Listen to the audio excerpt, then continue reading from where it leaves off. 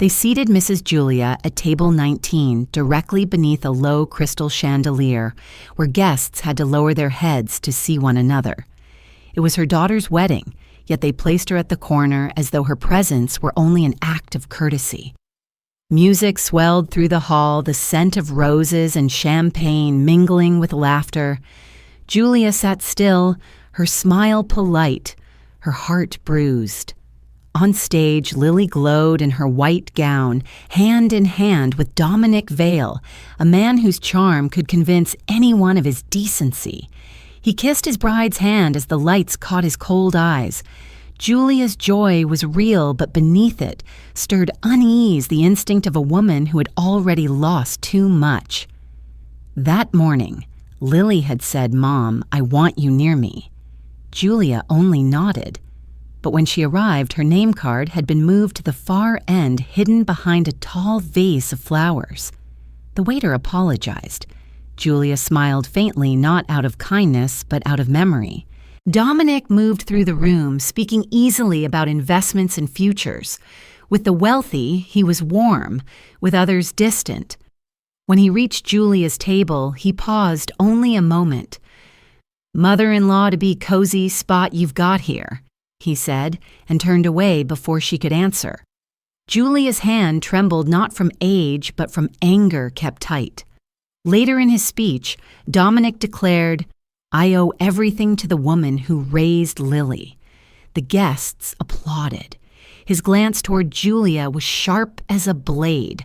She clapped along, hiding her contempt beneath a composed smile. When the music turned to dancing, Dominic approached again, glass of red wine in hand. "Mother, are you enjoying yourself? Lily's glowing with happiness." Julia replied softly, "She deserves to." "She does," he said. "I'd like to talk with you soon privately about the future." "What kind of future?" Julia asked. "Financial matters arrangements for you and for us. I only want you to feel secure." Julia set down her glass voice, mild but cutting. "How considerate of you." Dominic smiled and greed flashed in his eyes. That night she left before Lily threw the bouquet. Outside, autumn wind swept the cobblestone street. Julia walked slowly, each step deliberate. In the taxi, she closed her eyes and heard Henry's last words, "Never let them see you weak." She hadn't understood then. Now she did. The old house on Beach and Cliff emerged from the fog, its stone walls draped in moss, its windows dark. Julia opened the door, turned on the light, and the warmth filled the room. On the table stood a photo of Lily as a child clutching her porcelain doll. Julia brushed a hand over the frame. "I won't let anyone hurt you, not even the man you love." The phone rang sharply. A strange number flashed on the screen. She answered. "Mrs. Ashcroft, Dominic here. Sorry to call so late, but there are a few financial details to finalize for Lily's future and yours." His voice was smooth, too polished.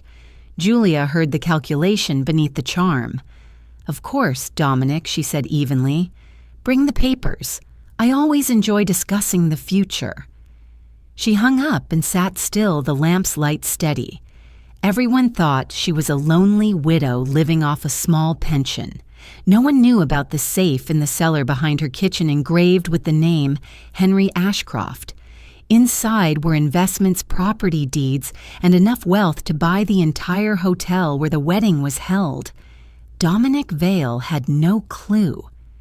Julia stood, poured herself wine, and took a slow breath. The church bell struck midnight. She closed her eyes, feeling the warmth slide down her throat. Tomorrow, Dominic would arrive with his charming grin and folder of contracts, expecting her to sign, believing she was old, weak, and naive. But he would soon learn that in this game, she made the rules. On the bookshelf rested a brown leather journal. Inside were copies of Henry's old contracts, trusts shares, and names of lawyers he trusted.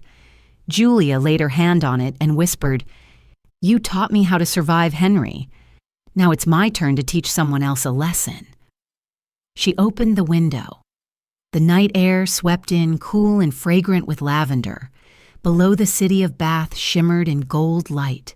Julia stood there for a long moment, calm and certain.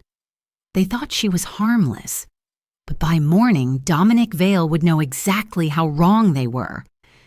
Julia smiled, lifting her glass slightly. The game had begun. Morning in Bath was wrapped in a thin veil of mist, soft as silk.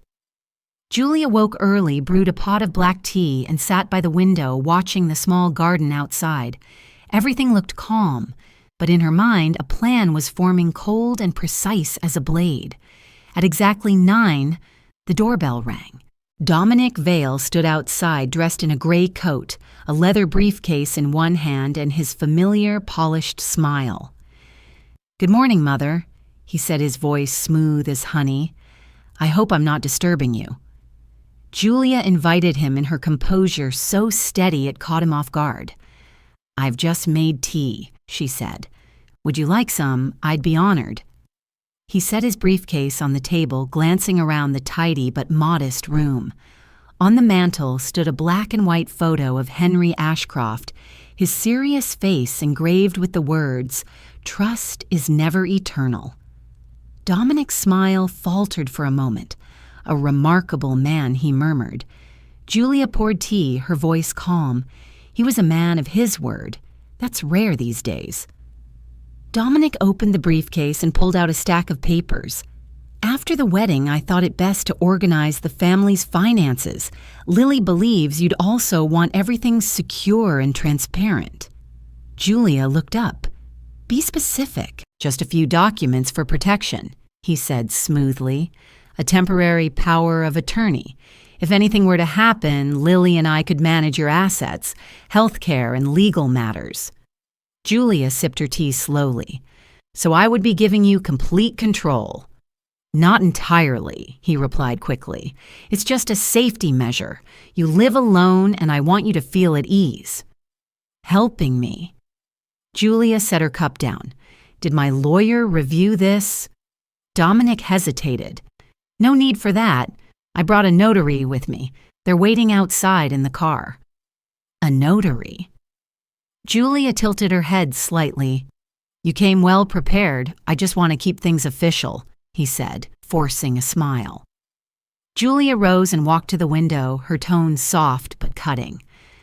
"I've seen people like you before, in hospitals convincing dying patients to sign over their homes to nurses pretending to be family."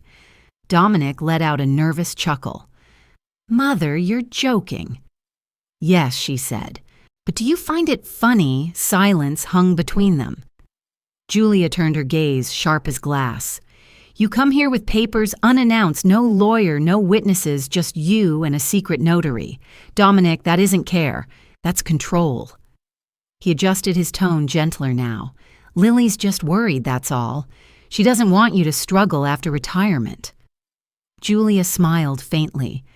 "That sounds as if you think I'm losing my mind." "Of course not," he said quickly. "That's exactly what you're thinking," she replied. The pause that followed was long and heavy. Dominic cleared his throat, gathering the papers. "I don't want to upset you. Just review them, and if you agree, I'll return this afternoon with the notary." Julia nodded. "Good. I also have a few friends who are lawyers. I'm sure they'll find this very interesting." Dominic's smile faded. Lawyers. Yes. Henry worked with quite a few of them. He straightened voice tight. "I'll contact you later." He picked up his briefcase and moved toward the door. "I hope you'll consider this carefully for everyone's benefit."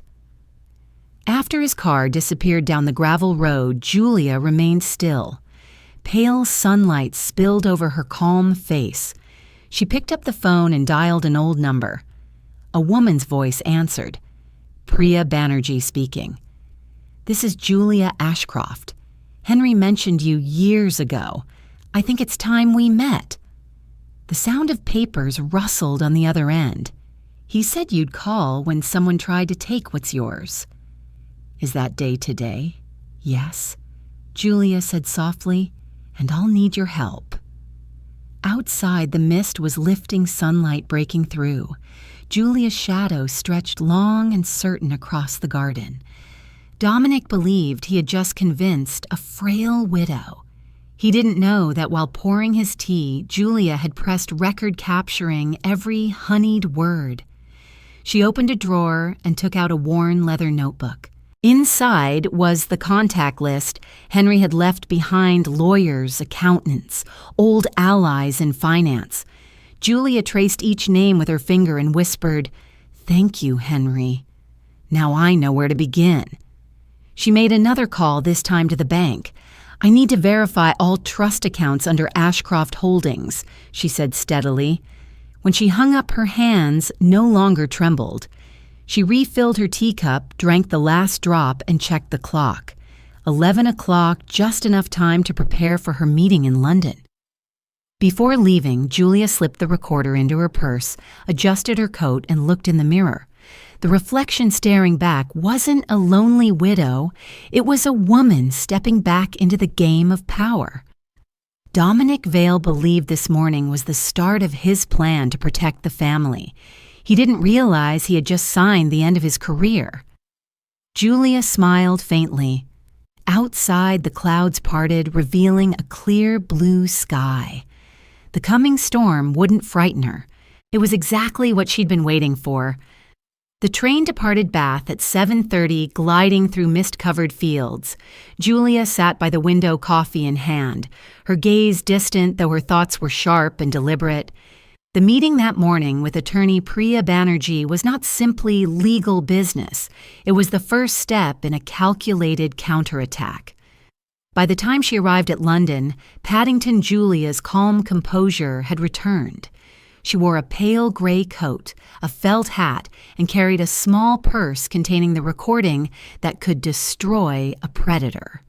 "Gray's Inn Road," she instructed the taxi driver, her tone steady. Inside her purse, the small USB drive held every word she needed. Priya's office was bright and organized, the air fragrant with fresh coffee. Priya stepped out to greet her dark hair tied neatly, her gaze keen. "Mrs. Ashcroft Henry once told me you'd call when someone tried to take what's yours." "He was right," Julia replied. "It's Dominic Vale, my daughter's new husband." Priya gestured for her to sit, opening her laptop. "Does Lily know?" "No," Julia said softly. "She's blind to who he really is. I can't tell her, but I'll protect her even if it makes me the villain." Priya played the recording. Dominic's voice filled the room. No need for a lawyer, just sign. The notary's waiting outside. When the clip ended, Priya smiled coldly. A textbook power of attorney scam, and he made one fatal mistake: he let you record him. "Evidence isn't enough," Julia said. "I want him to destroy himself." Priya nodded. "Henry set up an irrevocable trust. No matter what you sign, he can't touch your assets. But we can trap him with help." Julia raised an eyebrow. "You have connections, of course?" Priya said, smiling. "National Crime Agency. DCI Amara Kaur owes me a favor." That afternoon, they met Amara, a strong, confident woman with sharp eyes and a firm voice. "If you agree, we'll stage a legal sting." "Hidden cameras, audio, and full documentation," Amara said. Julia nodded.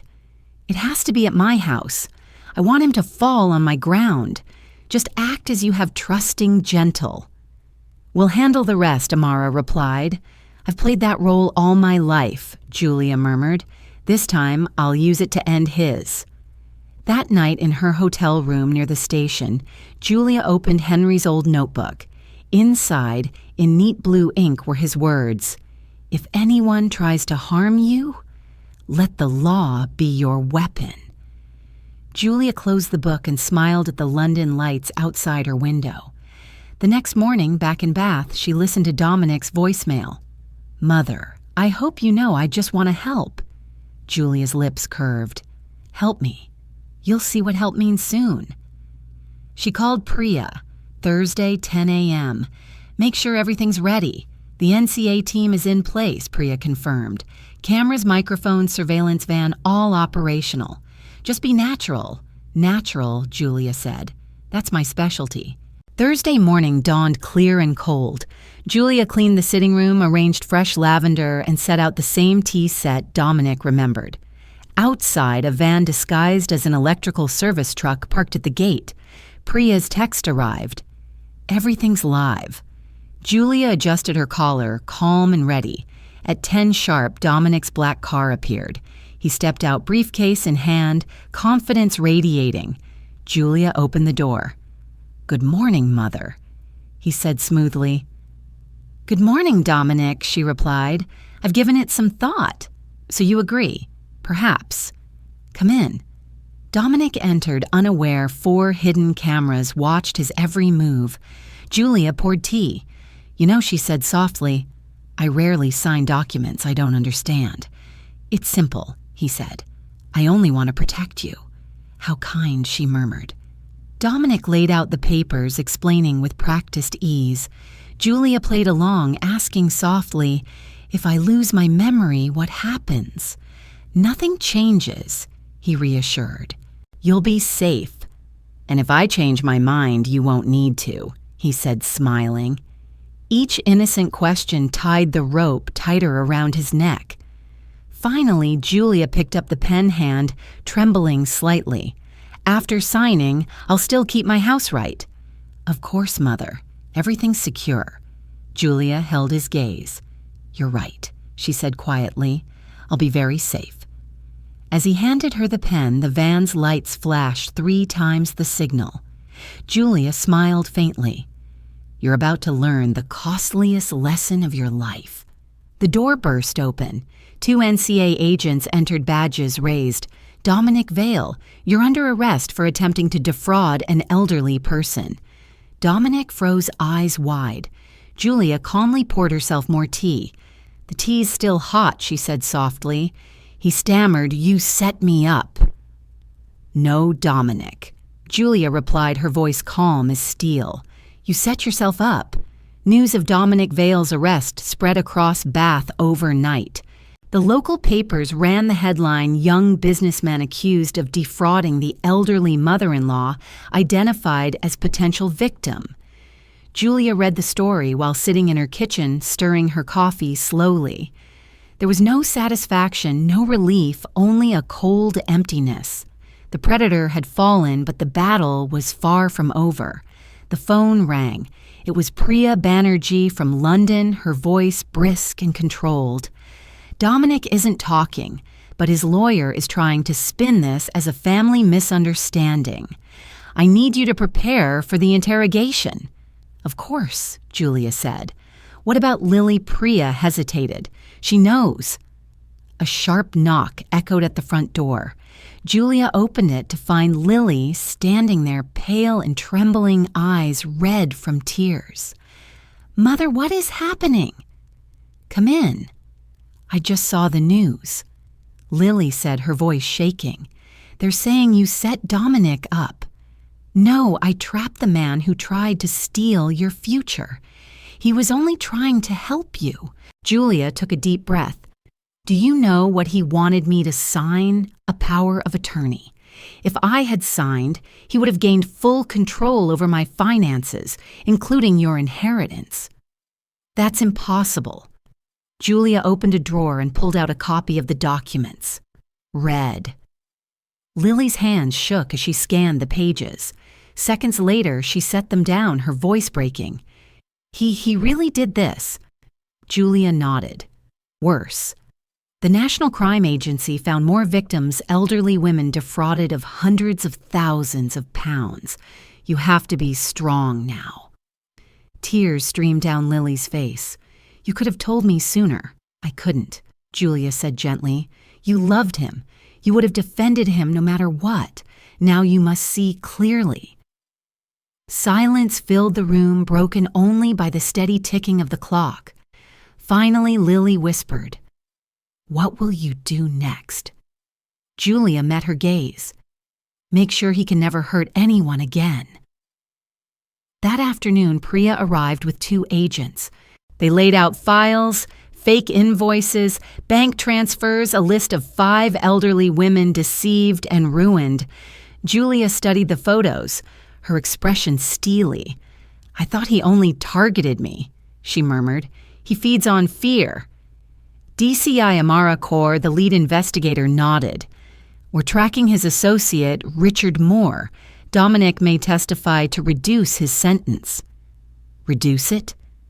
Julia's tone hardened.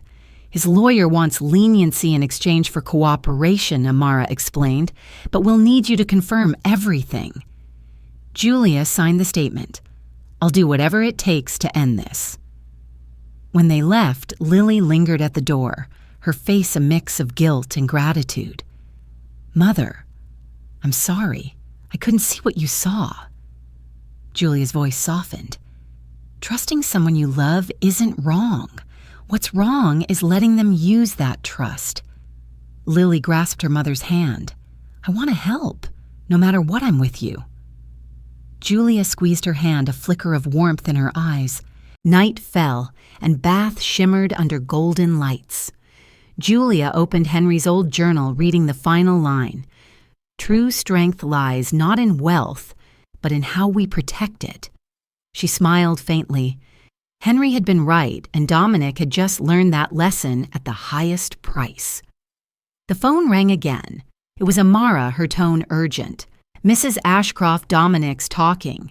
He's admitting someone else was involved, a broker promising safe investments for the elderly. This could be a larger ring." Julia remained calm. "If you need me to testify, I will."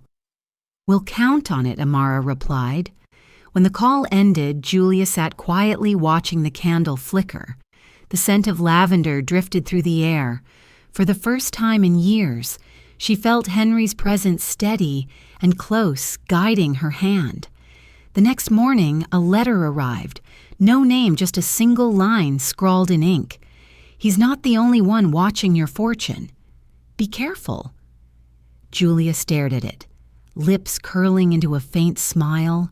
"So the game isn't over yet." She folded the letter, placed it in the drawer, and reached for the phone. "Priya," she said, "we need to meet. Someone else is targeting me." "Then you're not just a witness anymore," Priya answered. "You're the target. I'll be there soon." Julia gazed out the window. Dawn was breaking sunlight spilling across the lavender garden. A new battle was rising, but this time she wouldn't fight it alone. Monday morning, Bath was veiled in a soft drizzle. Julia opened the door for Priya, who had just arrived from London. Her coat was drenched, but her eyes were clear and sharp. "That letter isn't a joke," Priya said as she stepped inside. "I had the paper and ink tested. It's the kind used in government offices, not personal stationery. Someone within the system may know about your assets." Julia set the teapot down, her tone steady. "What do they want?" "A warning or a threat," Priya replied. "But I'm betting on the latter. When men like Dominic fall, their partners usually try to cover their tracks." Julia gave a cold, restrained smile. "If they're trying to scare me, they chose the wrong woman." Priya studied her. "I believe you, but be careful." The NCA confirmed that Richard Moore, the man Dominic named, has vanished. He's likely in hiding. Julia leaned back, voice calm, but firm. If he's hiding, it means he's afraid, and fear always leads to mistakes. That afternoon, Amara Kaur called. "Mrs. Ashcroft, Dominic wants to meet. He requested a private conversation, no press, no recordings. Sounds like he wants to negotiate." Julia's tone dropped lower. "If he's seeking mercy, he's wasting his time." "We don't advise it," Amara said, "but this could be a chance to get new information. We'll have surveillance in place." Julia nodded. "Set it up." Tonight. The detention center outside Bath smelled of damp stone and metal. When the guard opened the door, Julia saw Dominic waiting, thinner, pale, but still with that arrogant spark. "I suppose you're pleased," he rasped. Julia sat across from him. "Not pleased, just disappointed. You were clever, but you chose the worst way to prove it." "I wasn't alone," Dominic muttered. "This network is bigger than you think. If I talk, they'll kill me." "So you want my help?"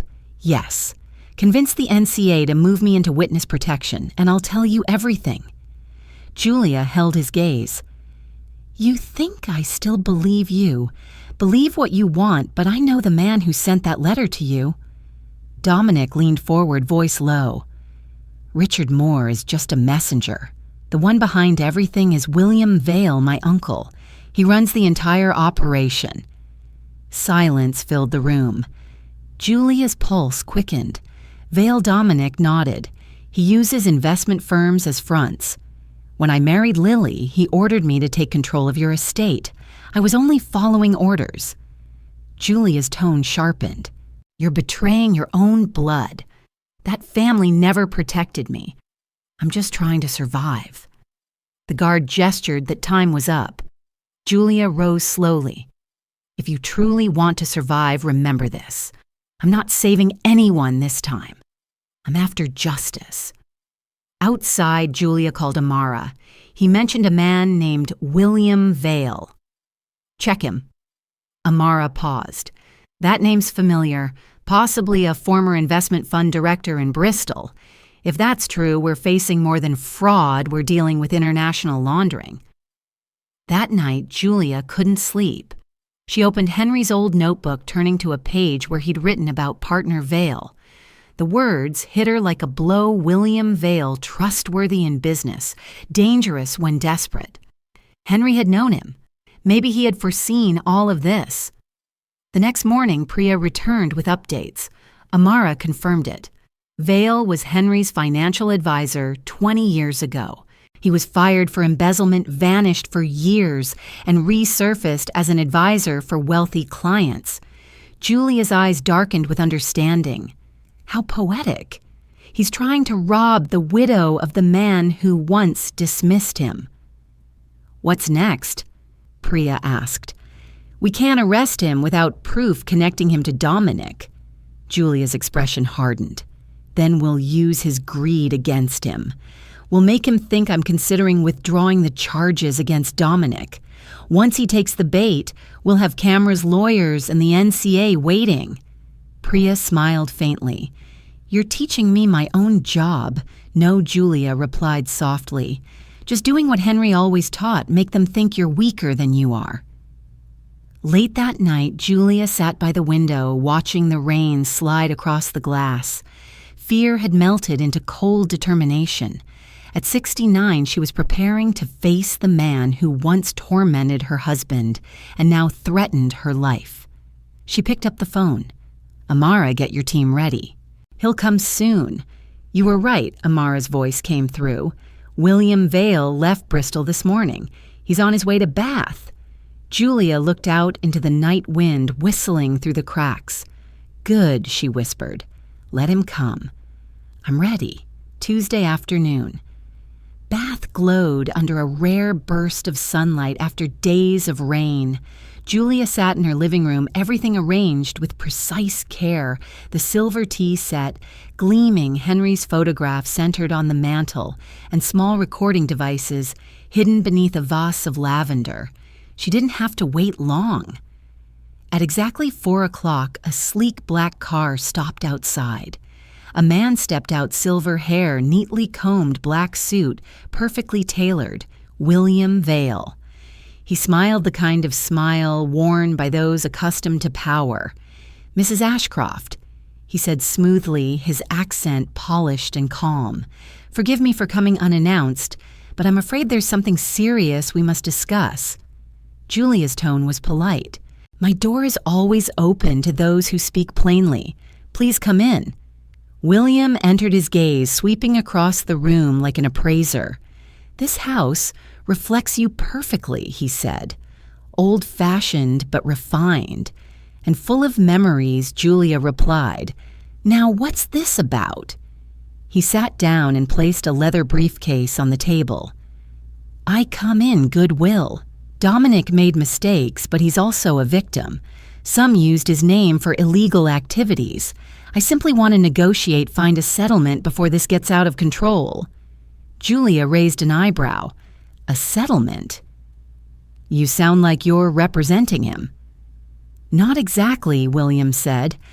I just think it would be better for everyone if you withdrew your complaint, or at least didn't make it public." "And what do I get in return?" Julia asked. "You'll be compensated generously," he said confidently. "I know Henry left you plenty, but large fortunes attract problems. I can help you manage them, ensure peace for the rest of your life." Julia smiled faintly. "You sound just like Dominic, though you're smarter. You didn't mention power of attorney." William leaned forward, his patience thinning. "I don't have time for games. You're being watched, Mrs. Ashcroft. There are people who want Henry's money. I can protect you. How? By managing it myself. When my name appears on your funds, no one will dare touch them." Julia leaned back, her tone cool.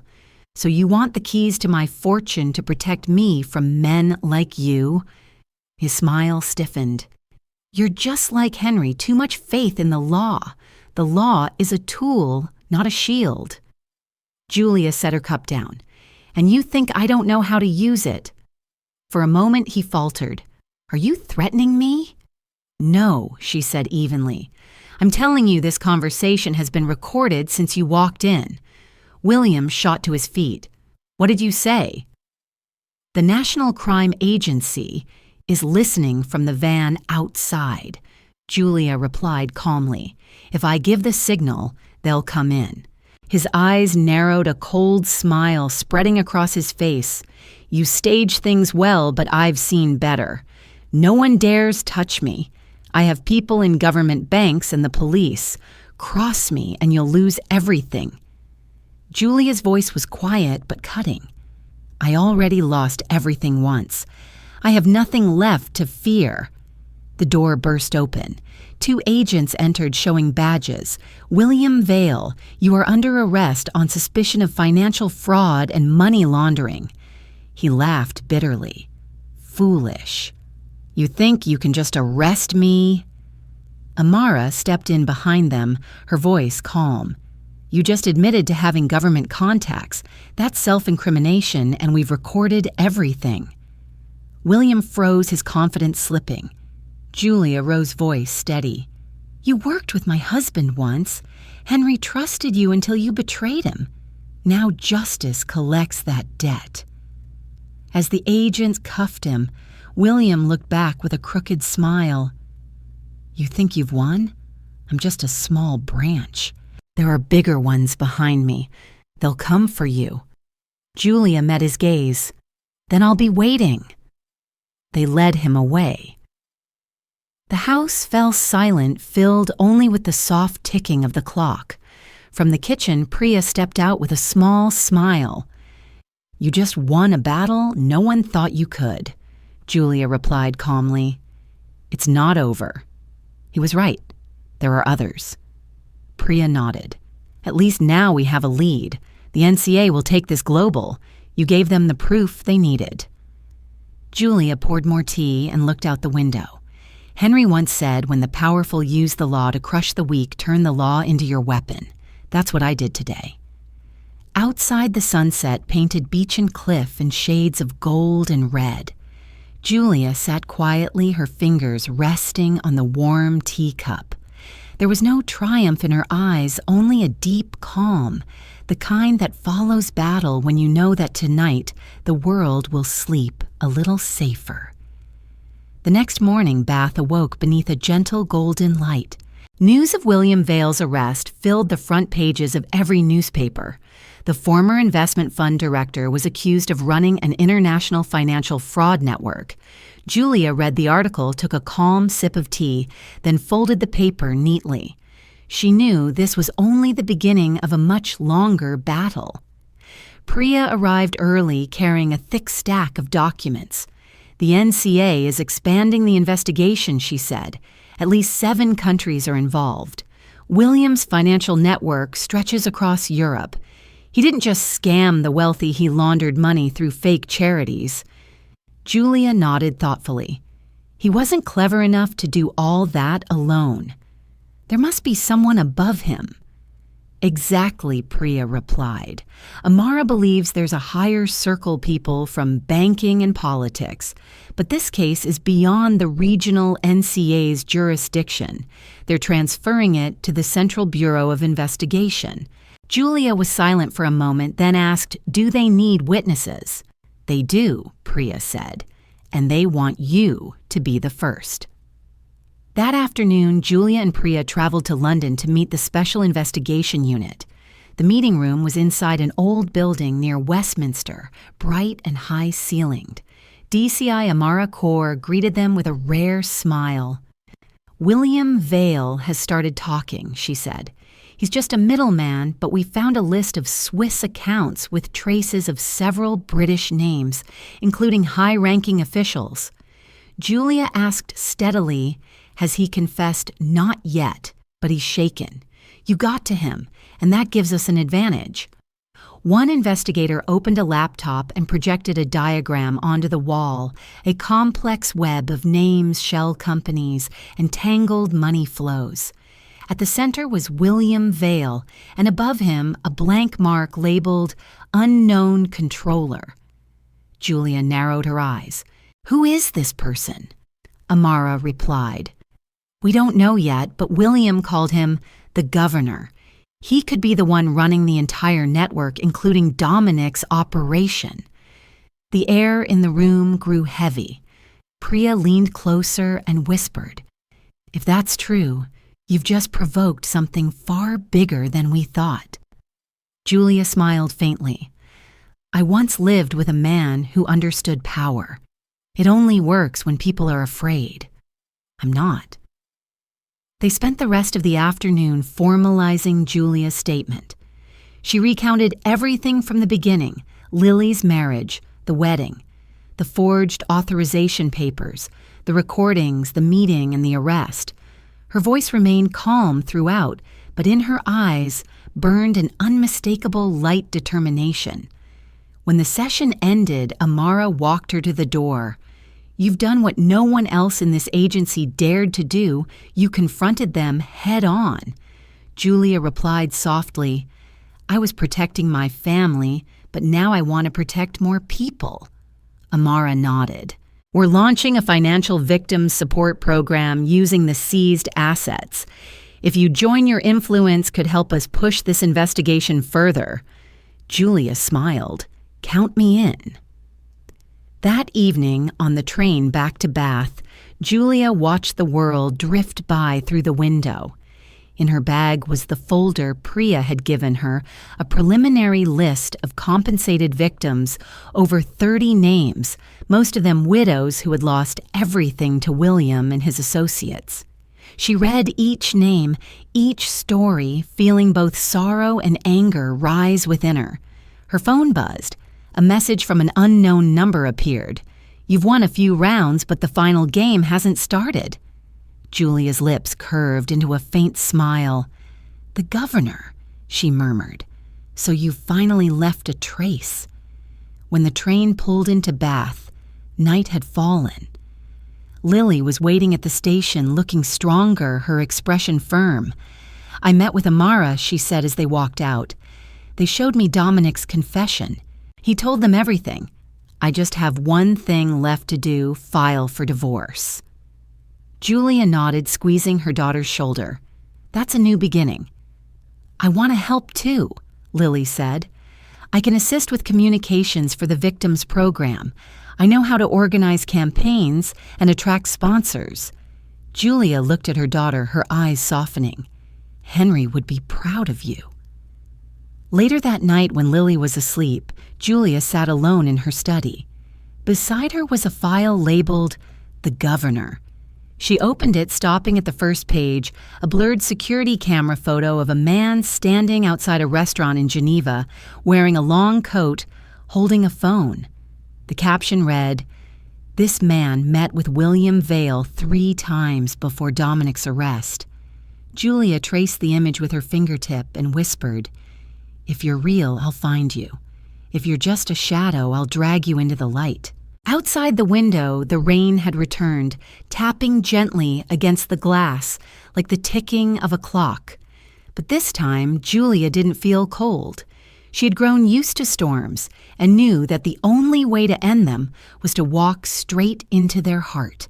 4 days later, Julia was invited to London for a private meeting at the headquarters of the Central Bureau of Investigation. Priya accompanied her, while Amara chaired the session. The conference room was cold, the harsh white lights reflecting off the glass table casting sharp shadows across the serious faces around it. "We've received new data from Switzerland," Amara began. "The governor isn't just a phantom, he's real. His name is Adrian North." Julia frowned. North, that name sounds familiar. "He used to be Henry Ashcroft's business partner over 20 years ago," Priya said quietly. "After the investment fund collapsed, North disappeared with millions of pounds. Now he's back using Vale's network to launder money." The room fell silent. Julia clenched her hands. Henry once trusted him, and now he repays that trust by hunting down his friend's widow. Amara nodded. "Exactly. He believes you're still vulnerable, but we have a plan to make him reveal himself." Julia's eyes sharpened. What plan? North contacted a charity in Bath, offering to sponsor a senior care project. "We suspect it's a front for laundering funds. If you agree to join as a representative of Henry's foundation, he'll almost certainly appear to negotiate in person." Julia smiled faintly. A legal trap. Perfect. 3 days later, the ballroom of the Royal Crescent Hotel glowed under the chandeliers. Julia wore a silver-gray silk coat, Henry's old pearl brooch, pinned near her collar. Around her were philanthropists, journalists, and several figures Priya had quietly identified as North's associates.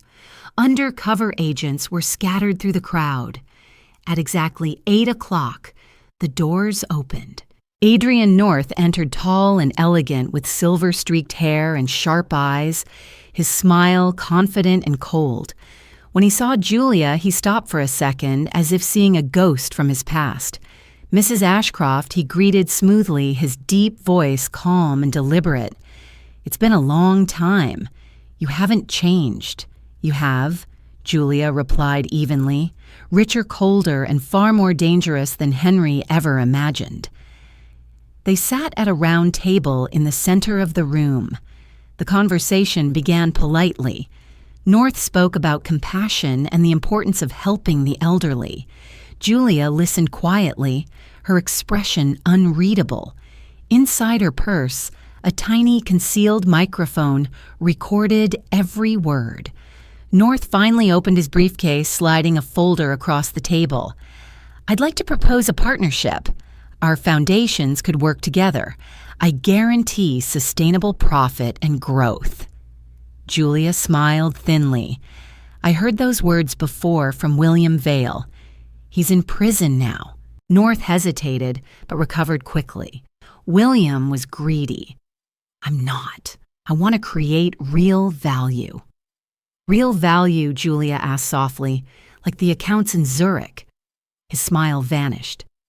"You've spoken to Amara Kaur, haven't you?" "I have," Julia said, meeting his gaze. "And I believe she's listening right now?" North pushed back his chair, about to stand, but it was too late. Undercover agents emerged from every corner. Amara stepped forward, voice clear and firm. "Adrian North, you are under arrest for money laundering, international financial fraud, and conspiracy with the Vale Network." North smirked, though his confidence was fading. "You have no evidence." Julia stood, her voice calm. "You just handed me a contract with your Zurich accounts, signed by you. That's evidence enough." The room went silent. North glared at her, disbelief and fury in his eyes. "You think you've won?" Julia's voice was low and steady. "I don't need to win. I only need justice." As the agents cuffed him and led him out, a heavy stillness settled across the room, the kind that follows an ending. But Amara didn't smile. "You did well," she said quietly. "But this isn't over." North was only a manager. Above him is a financier, a corporation registered in Luxembourg. Priya sighed. "This hole keeps getting deeper." Julia replied, her tone calm but resolute. "Then I'll keep digging. Henry would never forgive anyone who dared touch his legacy." That afternoon, Julia returned home. Lily was waiting with a cup of tea. "Mom, I saw the news. They say you're the key witness in an international laundering case. Aren't you afraid?" Julia smiled gently. "No, because I'm not alone anymore. I'm proud of you," Lily whispered. "And I know Henry would be too." Julia looked out the window. The sunset washed the lavender garden in gold. She felt Henry's presence everywhere in the air, in the light, in the strength she now carried. She had gone beyond what he once asked of her, not just protecting their fortune, but standing up for those who had been deceived. The phone rang. It was Amara. "North is talking," she said. "He's naming people. Someone in Parliament is involved. This case is about to explode. Are you ready for another fight?" Julia smiled, her voice unwavering. "I was born not to give up. Let's begin."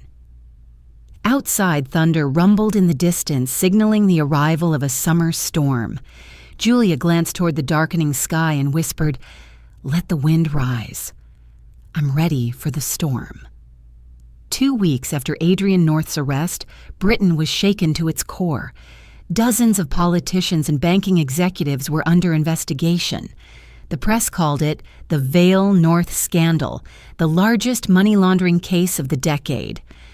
Julia read the headlines with a calm expression, a cup of tea steady in her hand. One bold line made her smile faintly. "Key witness the Bath widow under Central Bureau protection." They spoke of her as a legend, but Julia knew this was only the beginning. That morning, Priya and Amara arrived with a thick file of documents. Amara began. North confessed, "There's an investment fund in Luxembourg run by a member of Parliament, Charles Redgrave." Julia looked up. Redgrave Henry once worked with him. At the opening ceremony for the Environmental Fund, they cut the ribbon together. Priya nodded grimly. North said Redgrave protected the network in exchange for profit. He's confessing now to save himself. Julia sighed.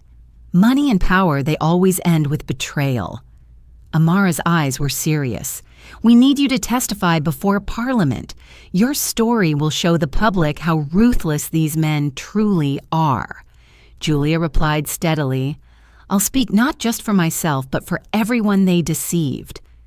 The hearing took place inside the historic halls of Parliament. Julia wore a dark blue coat and Henry's old silver lavender brooch. When asked, "What made you fight instead of staying silent?" she answered clearly, her voice echoing through the chamber. "Because silence is how evil wins. I lost my husband, but I refuse to lose justice. They think older women are easy to control. They forget we've already risen from loss. Weakness is just a shell inside us, is steel." The room fell into stillness. Then thunderous applause broke out across the hall. The hearing was broadcast live quickly, becoming a national symbol of resistance against financial corruption. Later that day, the Prime Minister met her privately. "Thanks to you, thousands of people will be protected," he said. Julia gave a faint smile. "Don't thank me. Thank those who dare to speak up." When she returned to Bath, Lily met her at the door. "Every paper has your picture, Mom," she said, half proud, half anxious. Julia answered gently, "Fame doesn't matter. Peace does. But I doubt peace is coming just yet." That evening, as they ate dinner, the phone rang. Priya's voice was urgent. "North's been attacked in prison. He's alive, but someone wants him silenced." Julia set her chopsticks down. "That means there's still someone pulling the strings." "Yes," Priya confirmed. "We think the money trail leads to Asia. You need to be careful." That night, Julia stepped out into the garden. The moonlight fell softly over the lavender, its purple blooms shimmering under the pale glow. She thought of Henry, the man who had believed in kindness, yet understood the darkness behind wealth. You see this, don't you?" She whispered. "I kept my promise." The next morning, a plain envelope arrived with no name and no return address. Inside was a photo of Julia at the parliamentary hearing with a scrawled message. "People applaud you now, but wait until they learn you're as rich as those you expose." Julia smiled faintly. "When they attack your name, it means they're afraid." Priya rushed over as soon as she heard. "You should join the witness protection program," she urged. Julia shook her head. "No. If I disappear, the public will think I'm afraid. I'll stay. They need to see I'm not backing down." That afternoon, Amara called. "We've traced the funds to Hong Kong. The network is massive, stretching back years, maybe decades. But because of you, we've already cut off the head of the snake here." Julia smiled softly. "That's enough for me. Justice will handle the rest." That night, Lily sat beside her mother on the porch. "Do you think this will ever end?" she asked. Julia looked up at the stars. "There's no absolute ending, only pauses. What matters is that we're no longer afraid." The night wind drifted through the lavender, carrying its gentle fragrance. Julia watched the moonlight glint off the roof tiles and felt a quiet peace settle in her chest. The peace of someone who had faced the storm and returned whole. Later, when Lily had gone to bed, Julia opened an old envelope Henry had left for her. Inside was a single folded sheet of paper, written in his familiar hand. "If you are reading this, remember, justice is not victory. It is legacy." Julia folded the paper, carefully placed it on the desk, and whispered, "Don't worry, Henry. That legacy lives on." A week after the parliamentary hearing, the media storm had yet to calm. Newspapers across the country printed Julia's photo on their front pages, calling her the woman who awakened Britain. Interviews, thank you letters, and even anonymous threats poured in every day. But Julia remained composed. She knew every storm eventually passes, and that justice, when nurtured, endures. On Monday morning, Priya and Amara arrived at her home. Priya placed a new file on the table, its cover stamped "Top Secret." "We've uncovered new information about the network in Asia," she said. "There's a branch operating in Singapore run by a British national named Thomas Vale." Julia froze for a second. Vale. Is he related to Dominic William Vale's older brother? Amara replied. "More skilled, more discreet, and far more dangerous. He fled the country before we captured William. Now he controls what's left of their global assets." Julia took a slow sip of tea. "I thought this was over." "Not yet," Amara said. "We want you to come to Singapore. You're the only credible witness who can lure him out in a staged negotiation." Priya's tone was hesitant. "I don't want you risking yourself again." Julia smiled softly, her voice calm but unwavering. "You forget I started this. It's only right that I finish it." 3 days later, Julia landed at Changi Airport. The air was warm and heavy with the scent of orchids mixed with fuel. She wore a light jacket and a wide-brimmed hat, looking more like an elegant traveler than the key witness in an international criminal case. Amara and a team of local agents met her, escorting her to the hotel where the supposed negotiation would take place. That evening, they gathered in a small conference room to finalize the plan. Amara pointed to a layout on the screen. "Thomas Vale will appear under an alias. He believes he's meeting you to negotiate a settlement to end the case in the UK. We've wired the room with microphones and hidden cameras, disguised as orchid pots. If he admits to controlling the Hong Kong accounts, we'll arrest him immediately." Julia nodded calmly. "Let me handle the conversation. Men like Thomas are always overconfident. One well-placed question and they'll expose themselves." The following evening, Thomas Vale arrived. He was tall, slender, impeccably dressed, his expression cool and unreadable. "Mrs. Ashcroft," he said, his voice low and sharp. Your reputation has the entire financial world on edge. I'm not here to threaten you, only to negotiate." Julia's voice was even. "Then tell me, what exactly do you wish to negotiate?" Thomas sat down, opened his briefcase, and pulled out a stack of documents. "We're prepared to return the assets to all victims in the UK, provided you agree to withdraw your testimony from the international trial. Let this end here." Julia raised an eyebrow. "A generous offer. But I don't sell justice." "Justice," Thomas chuckled coldly. "That doesn't exist. The world runs on power. You won because of public opinion, not truth. If I speak a few false headlines will be enough to destroy your credibility." Julia smiled faintly. "You underestimate the strength of truth. It doesn't crumble under lies." Thomas leaned back, his gaze hardening. "You have 1 day to reconsider. Otherwise, I promise you and your daughter will regret it." He stood, collected his things, and left. The room fell silent. From the adjoining surveillance room, Amara stepped out and nodded. "We've got everything. He just threatened a witness and admitted to controlling the funds." Julia looked out the window at his retreating figure. "He believes no one can touch him. That will be his final mistake." The next morning, Singapore police and NCA agents moved in. When Thomas was handcuffed in the hotel lobby, he was still smiling, his tone icy. "You may have won today, but this network isn't dead. There are others like me." Julia's voice was quiet but firm. "Perhaps, but one like you is no longer free." On the flight back to England, Julia gazed through the window at the clouds drifting across the endless blue sky. Priya asked softly, "Are you tired?" Julia shook her head. "No. For the first time in years, I feel light.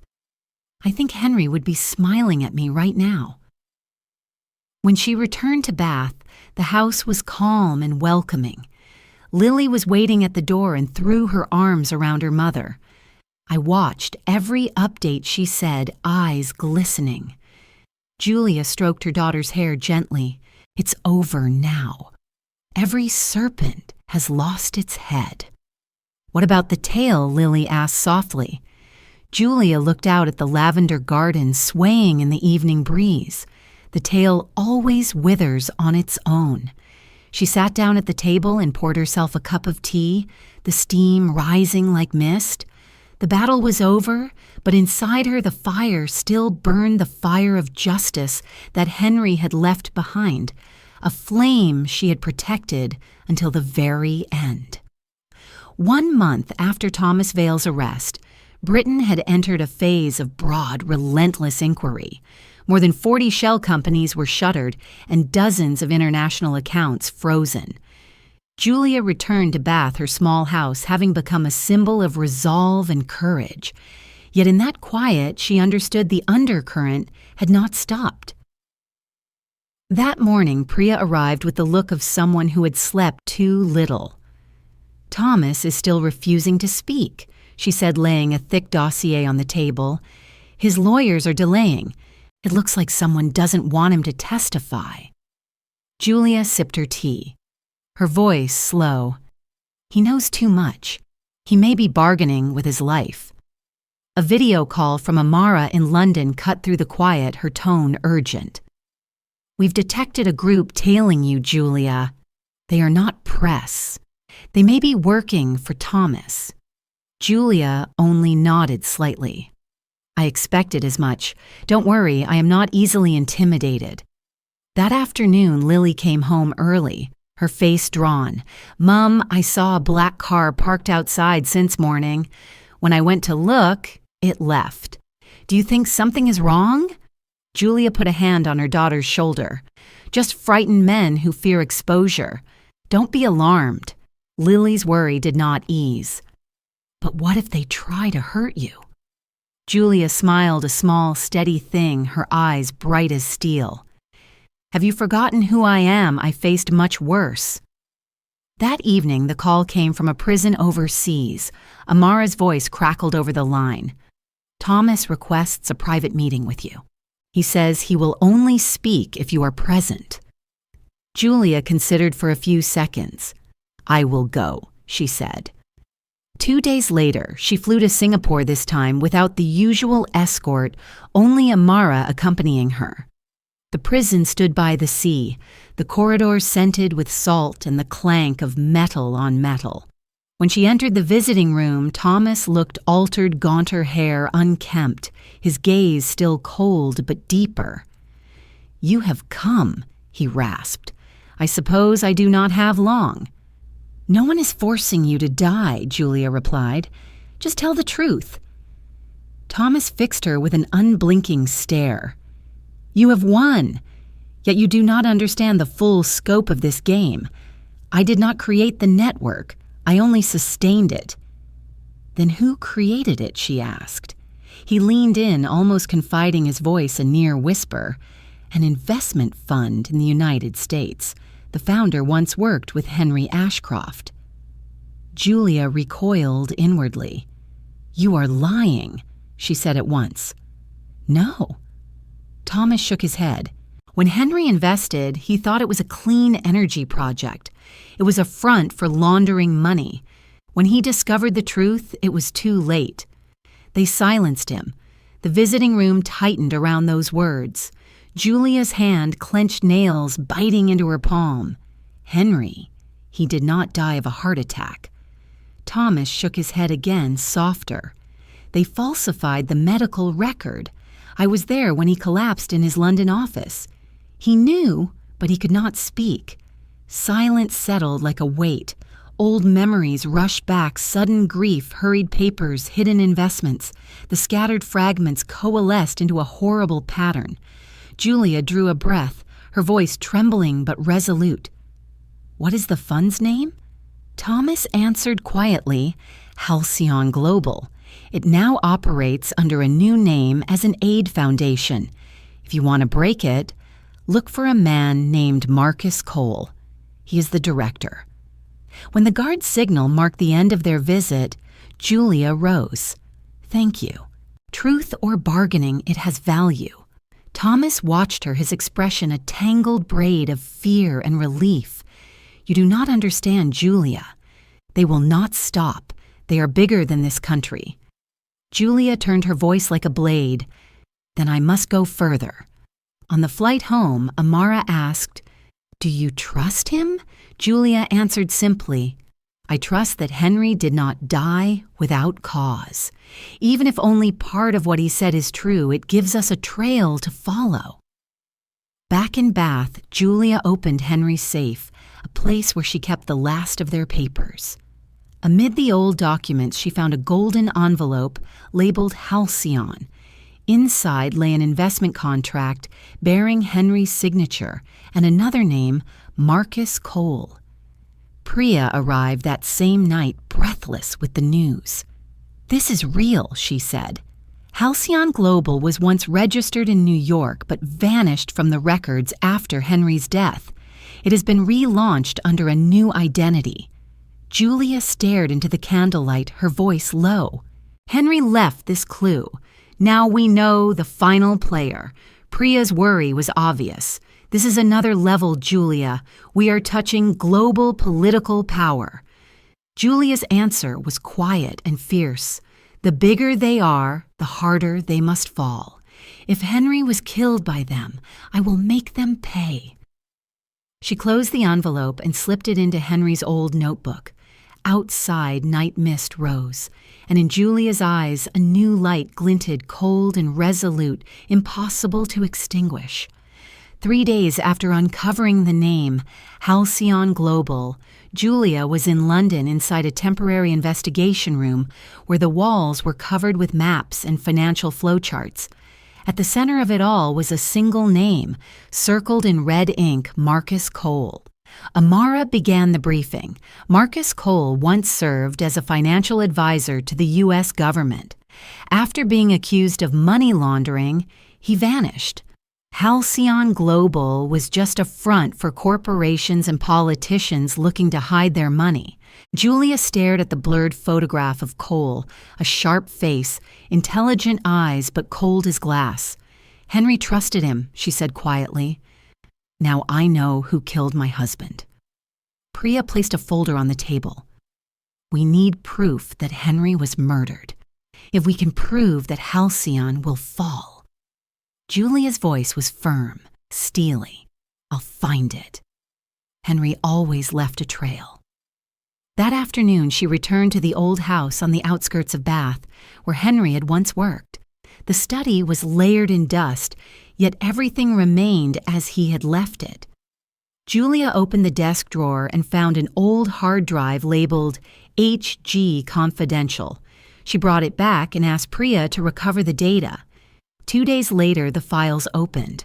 On the screen appeared dozens of emails exchanged between Henry and Marcus Cole, spanning 2 years before Henry's death. Henry had written about discovering Halcyon's laundering scheme and threatened to expose it before contact was suddenly cut off.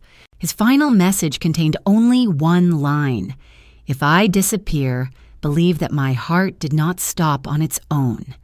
Priya's voice trembled. He knew. Julia looked at the screen, tears sliding down her face, but her voice remained steady. He never gave up.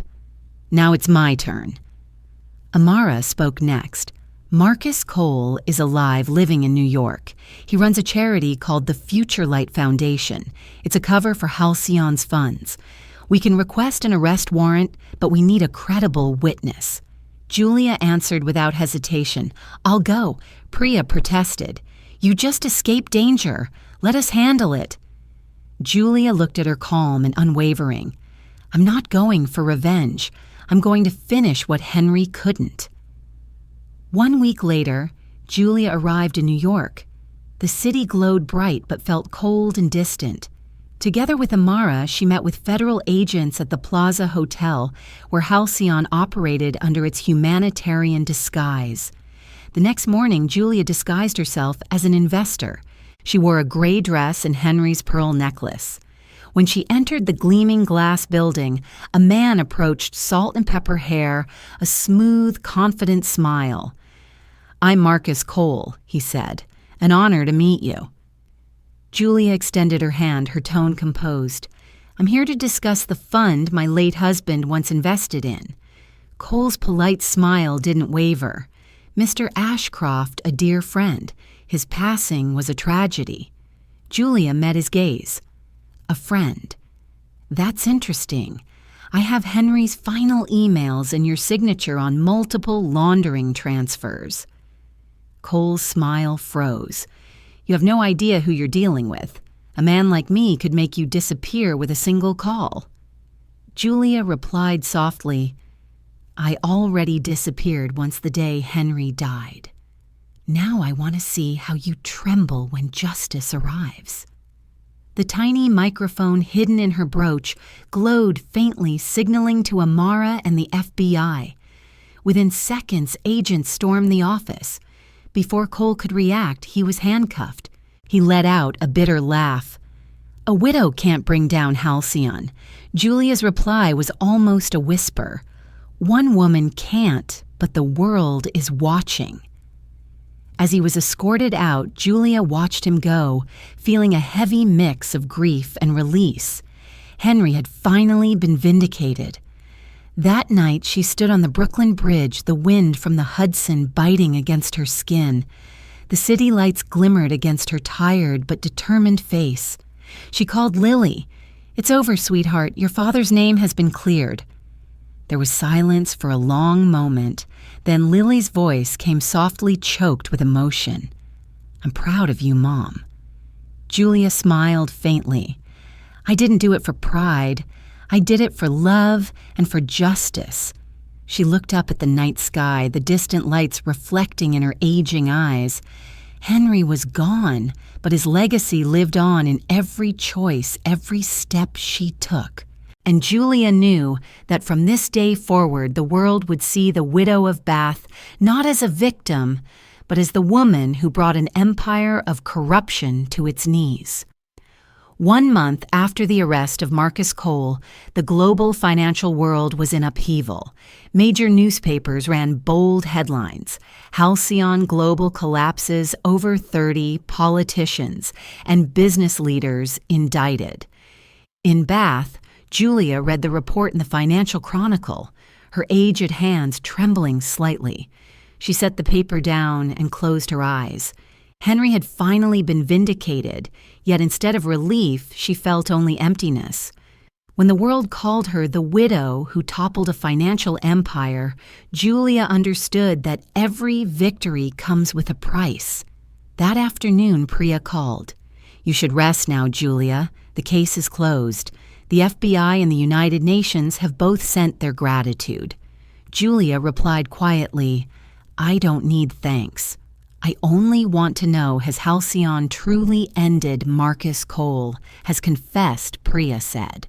"He's cooperating, handing over partner lists. It will take years to clean up, but the network has fallen." Julia nodded. "Then that's enough."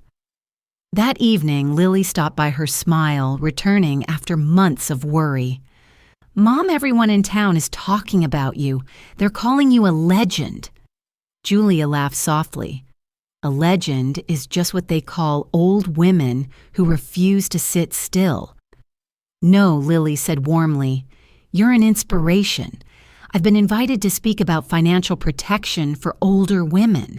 I want to share your story." Julia's tone softened. "Then tell it truthfully. Tell them I was just an ordinary woman who refused to let others decide her fate." They sat on the porch, the autumn breeze carrying the scent of lavender through the garden. Julia poured tea and said quietly, "You know, I used to think justice was an ending. Now I know it's only a beginning." The next morning, Amara and Priya arrived in Bath with new news. The United Nations is establishing a global fund to combat financial fraud against the elderly, Amara said.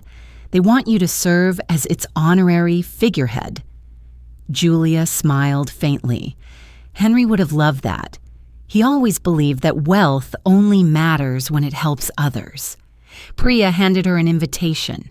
"They want you to speak at the launch ceremony. It will be broadcast worldwide." Julia read it, then folded the letter neatly. "I'll go," she said, "but I'll speak about Henry, not about myself." A week later, Julia returned to New York. The United Nations Hall shimmered with light. Hundreds of people filled the room, politicians, financial experts, and victims of Halcyon's crimes.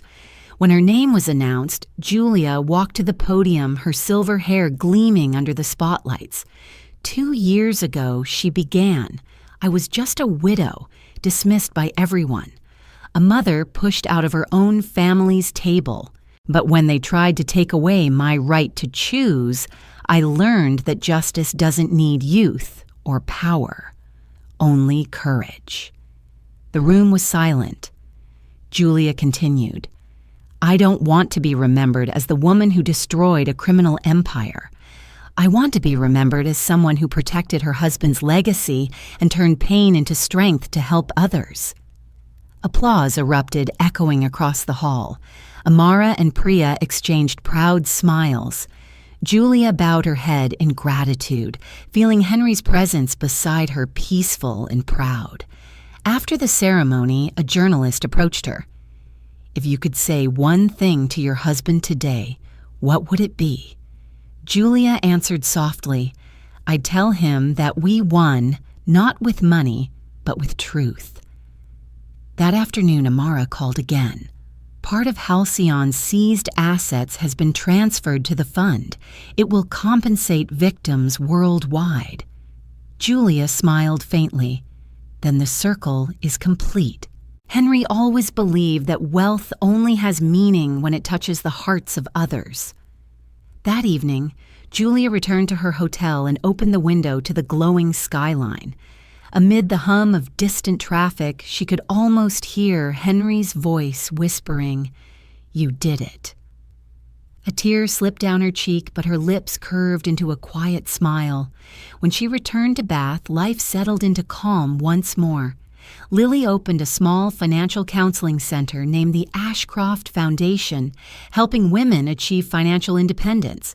Julia spent her mornings tending the garden and her afternoons reading letters from around the world. People who said her story had made them fearless. One evening, Priya called. "Julia, you've been nominated for the Royal Medal of Freedom." Julia chuckled. "All I want now is a quiet cup of tea." "You can't escape it," Priya teased. "You're a symbol now." Julia looked out at the lavender garden, the red sunset glowing across the window frame. She thought to herself that justice was never something distant or grand. It began the moment someone dared to say no. Henry had once done so, and now she was continuing his path. 1 month after the arrest of Marcus Cole, the global financial world trembled. Major newspapers carried bold headlines: Halcyon Global collapses, over 30 politicians and international business leaders indicted. In Bath, Julia read the report in the Financial Chronicle, her frail hands trembling slightly. She set the paper down and closed her eyes. Henry had finally been vindicated, yet instead of relief, she felt only emptiness. When people called her the widow who toppled a financial empire, Julia understood that every victory comes at a cost.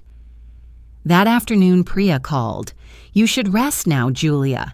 The case is over. The FBI and the United Nations both sent their gratitude." Julia replied quietly, "I don't need gratitude.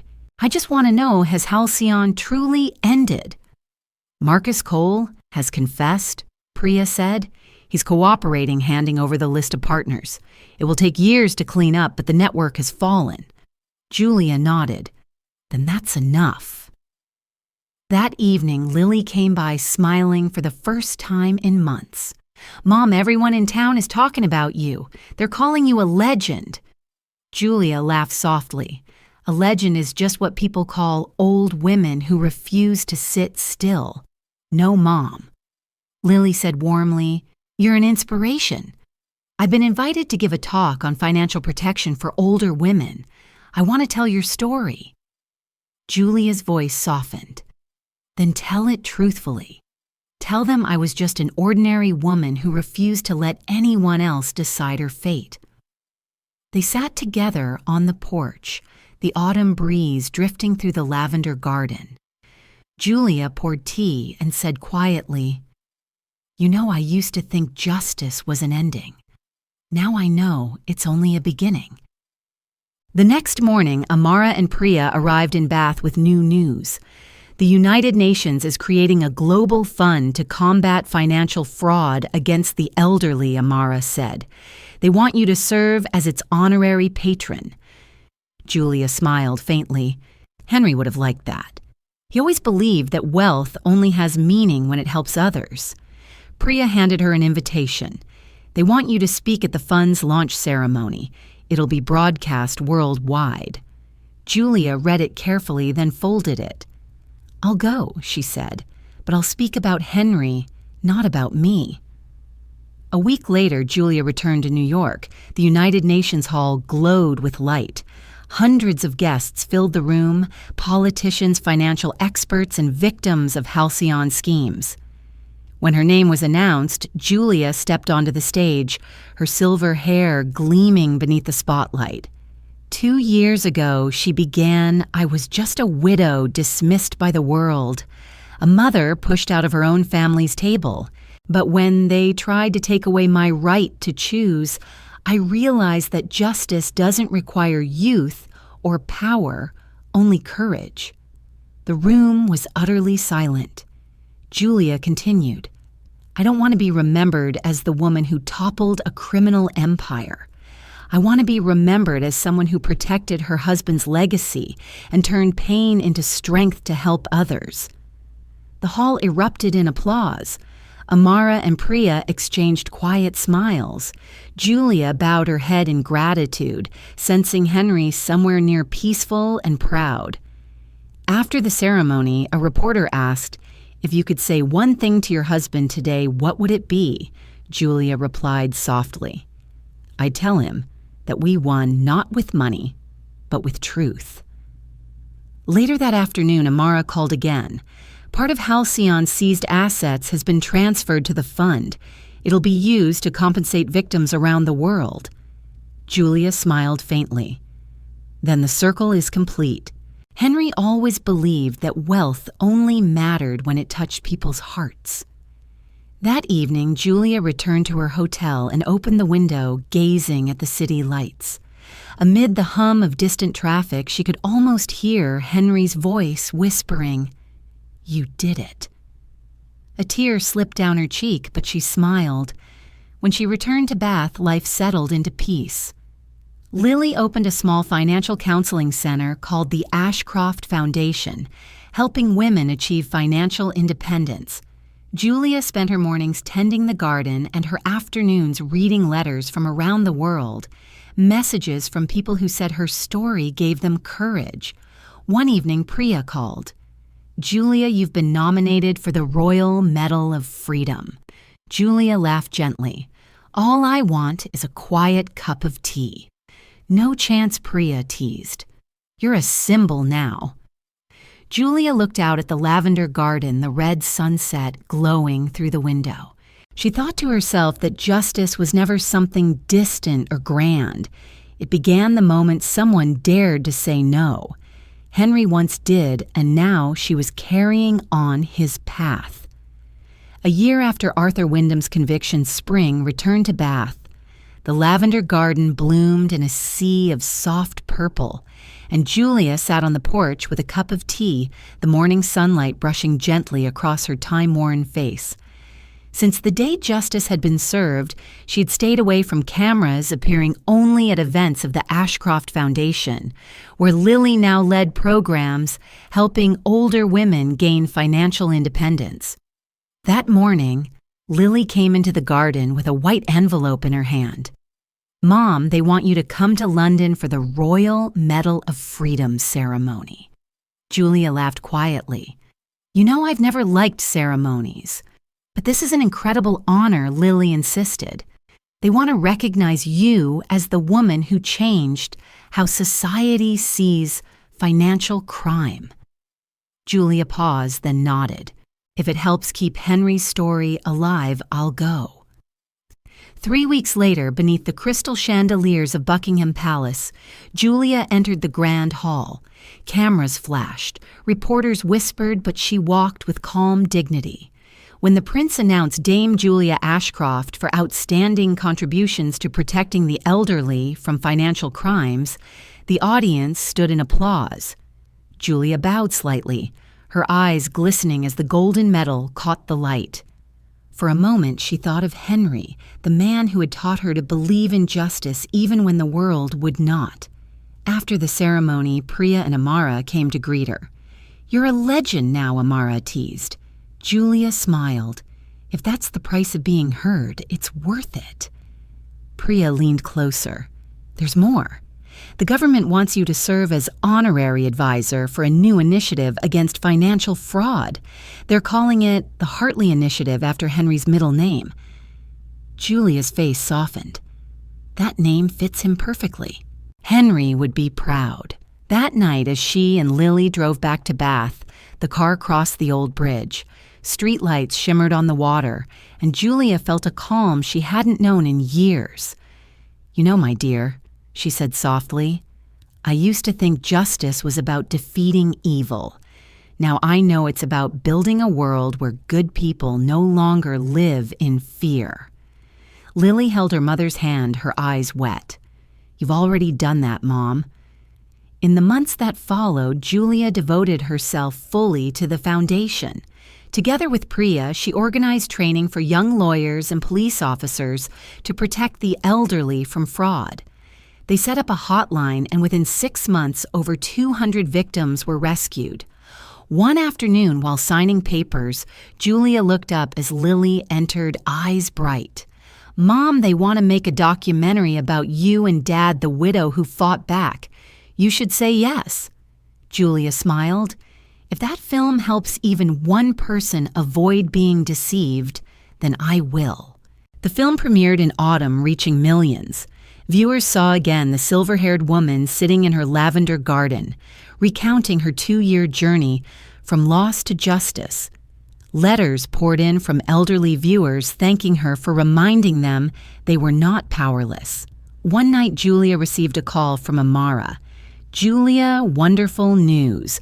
Because of your foundation, the United Nations has passed a global resolution protecting the elderly from financial crimes. They're calling it the Ashcroft Law." Julia laughed softly, her voice trembling. "Then Henry's name will live not only in England, but across the world." That night, she couldn't sleep. She stepped into the garden, breathing in the lavender-scented air.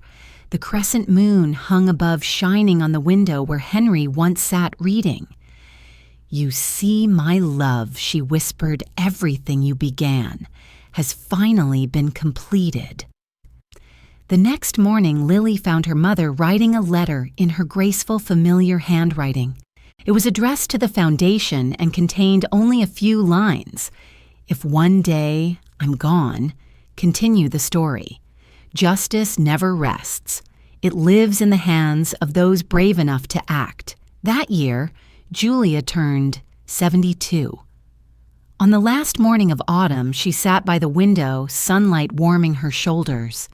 When Lily entered, she found her mother smiling peacefully, a cold cup of tea beside her, and Henry's old notebook open on the table. On the final page, a new line was written. "We won not with money, but with courage." The nation mourned the woman who had turned personal tragedy into a global movement. Newspapers called her the woman who made the world stop underestimating widows. But to Lily, Julia was simply the mother who had taught her that courage could change history. As the documentary ended, one final line appeared on the screen. "Dedicated to Henry and Julia Ashcroft, who proved that justice begins the moment we stop being afraid."